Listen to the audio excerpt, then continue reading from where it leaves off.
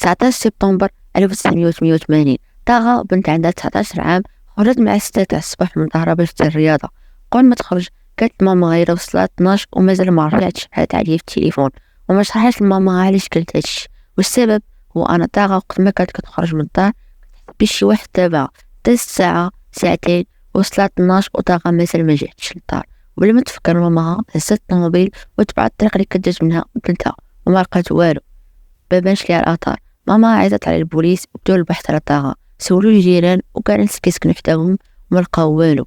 من مورا 10 شهور الاختفاء تاع طاغة وقعت شي حاجه اللي غريبه، حتى شي واحد ما كان متوقعها.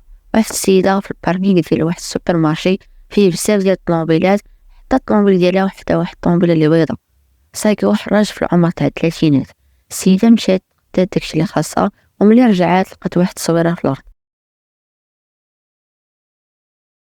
التصويره كانت ديال واحد البنت وولد صغير مربوطين كيبان عليهم الخوف. وماشي هادشي اللي كيصدم في القضيه، انها التصويره مأخوذه من الطوموبيله البيضاء اللي كانت تحت السيده. عيطت على البوليس وبداو كيقلبوا على ديك الطوموبيله البيضاء وما لقاو والو. هادشي غيوصل عند الصحافه وغيوصل حتى عند طاغة. وانا كانت الصدمه، انا ديك البنت اللي كانت في التصويره هي طاغة. البوليس ما خلاو فين قلبوا وما لقاو والو. من مورا 15 عام من هادشي غيخرجوا بزاف ديال النظريات، ومن بين مراتها طفا شي داري من ديك المدينه وقتلوها.